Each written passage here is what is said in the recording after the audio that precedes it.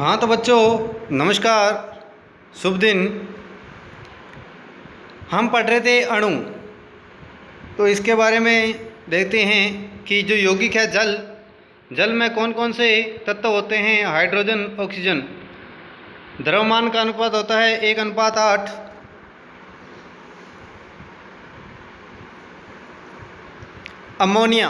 Ammonia का जो संयुक्त तत्व होता है नाइट्रोजन और हाइड्रोजन। नाइट्रोजन का द्रव्यमान होता है 14 और हाइड्रोजन का होता है 3। इसके बाद आता है कार्बन डाइऑक्साइड, कार्बन और ऑक्सीजन 3:8। तो इस प्रकार से ये परमाणु द्रव्यमान होता है। क्रियाकलाप नंबर 3.2, अणुओं में विद्यमान परमाणु के द्रव्यमान अनुपातों की सारणी 3.4 व तत्वों के परमाणु द्रव्यमानों के लिए सारणी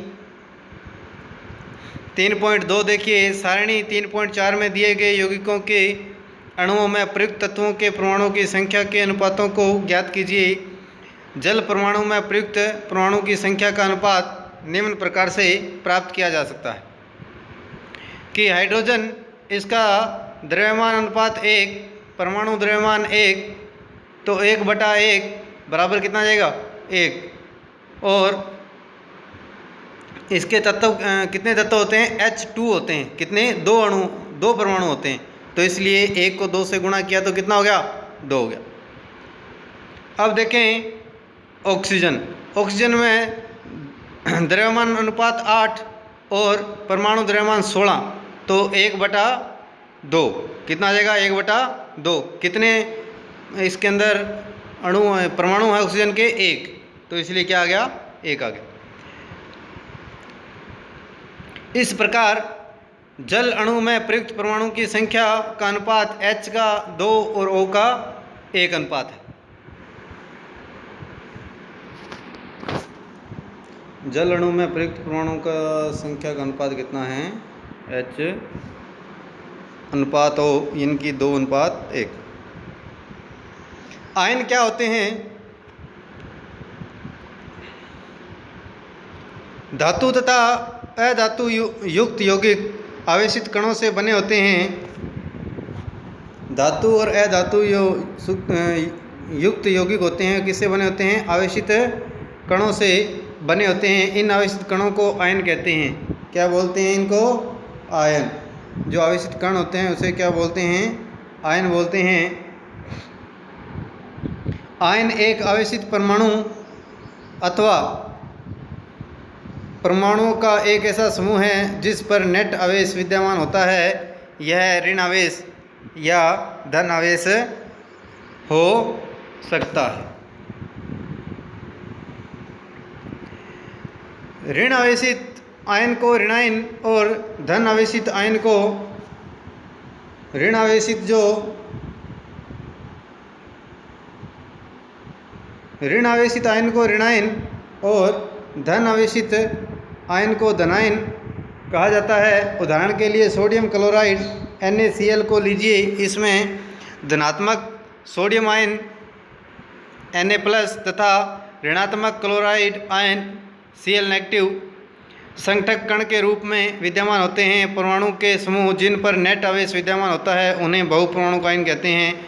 हम आयनों के निर्माण के बारे में अध्याय 4 में और अधिक जानकारी प्राप्त करेंगे। इसमें आयन यौगिक है कैल्शियम ऑक्साइड। कैल्शियम और ऑक्सीजन अनुपात है 5:2। मैग्नीशियम सल्फाइड, मैग्नीशियम और सल्फर इसके अंदर है 3:4। सोडियम क्लोराइड, सोडियम और क्लोरीन 23:35.5। रासायनिक सूत्र लिखना। किसी यौगिक का रासायनिक सूत्र उसके संगठक का प्रतीकात्मक निरूपण होता है। विभिन्न यौगिकों के रासायनिक सूत्र सरलतापूर्वक लिखे जा सकते हैं। इस अभ्यास के लिए हम तत्वों के प्रतीकों एवं उनकी संयोजन क्षमता ज्ञात होनी चाहिए। किसी तत्व की संयोजन शक्ति अर्थात क्षमता उस तत्व की संयोजकता कहलाती है। तो किसी तत्व की संयोजन शक्ति, अर्थात अन्य परमाणु के साथ बंध बनाने की जो संख्या होती है, कितने बंध बना सकता है, उसे क्या बोलते हैं? संयोजकता बोलते हैं। किसी एक तत्व के परमाणु दूसरे तत्व के परमाणु के साथ किस प्रकार से संयुक्त होकर एक रासायनिक यौगिक का निर्माण करते हैं, इसको ज्ञात करने के लिए संयोजकता का उपयोग करते हैं। किसी तत्व के परमाणु की संयोजकता को उसके हाथ अथवा भुजा के रूप में विचार किया जा सकता है।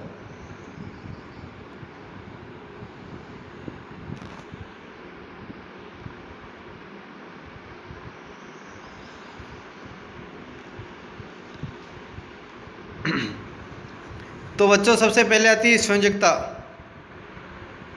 इसके अंदर एक संयोजकता किसकी होती है? सोडियम की, पोटेशियम की, सिल्वर की और कॉपर की।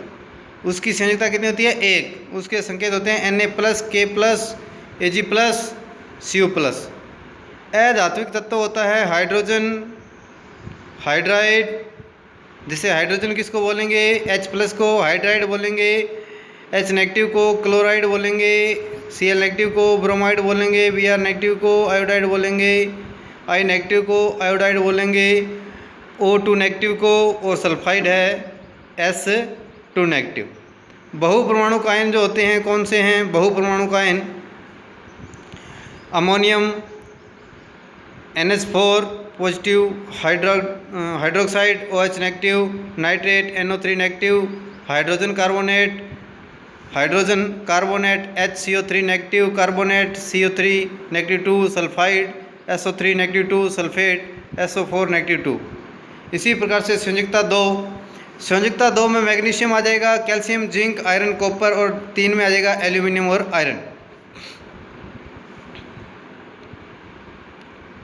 तो स्टार लगे हुए हैं क्योंकि कॉपर की संयोजकता 1 भी है और कॉपर की संयोजकता कितनी? 2 भी है। इसी प्रकार से आयरन की संयोजकता 2 भी है और आयरन की संयोजकता 3 भी।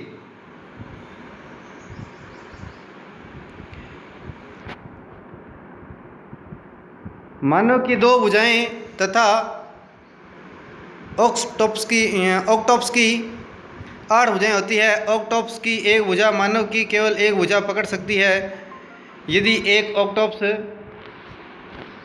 को कुछ मानवों को इस प्रकार से पकड़ना है कि उसकी 8 भुजाएं मानव की दोनों भुजाओं के साथ प्रयुक्त हो जाएं, तो आपके विचार में ऑक्टोपस कुल कितने मानवों को पकड़ सकता है? अब ऑक्टोपस को O और मानव को H से निरूपित कीजिए। क्या आप इस संयोजन के लिए सूत्र लिख सकते हैं कि ऑक्टोपस O 1 है और हाइड्रोजन कितने हो जाएंगे? 4 को सूत्र से निरूपित करेंगे।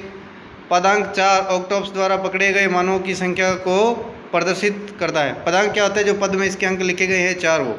सारणी 3.6 में कुछ सरल व बहुपरमाणु का आयनों की संयोजकता दी गई है। संयोजकता के बारे में हम और अधिक जानकारी अगले अध्याय में करेंगे। रासायनिक सूत्र लिखते समय आपको नियमों का ध्यान या पालन करना होगा। आयन की संयोजकता तथा आवेश संतुलन होना चाहिए।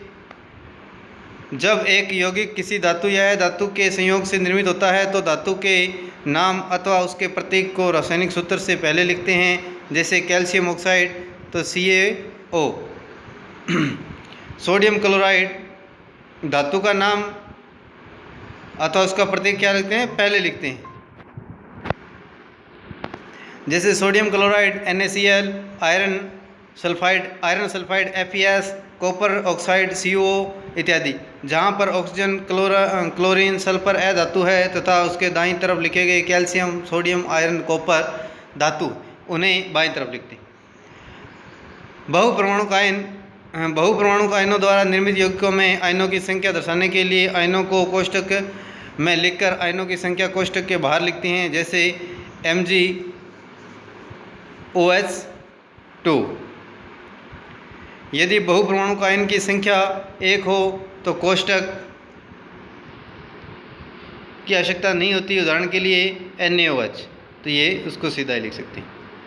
तो बच्चों, आज हम यहीं तक करेंगे। इसका अगला जो टॉपिक है सरल यौगिकों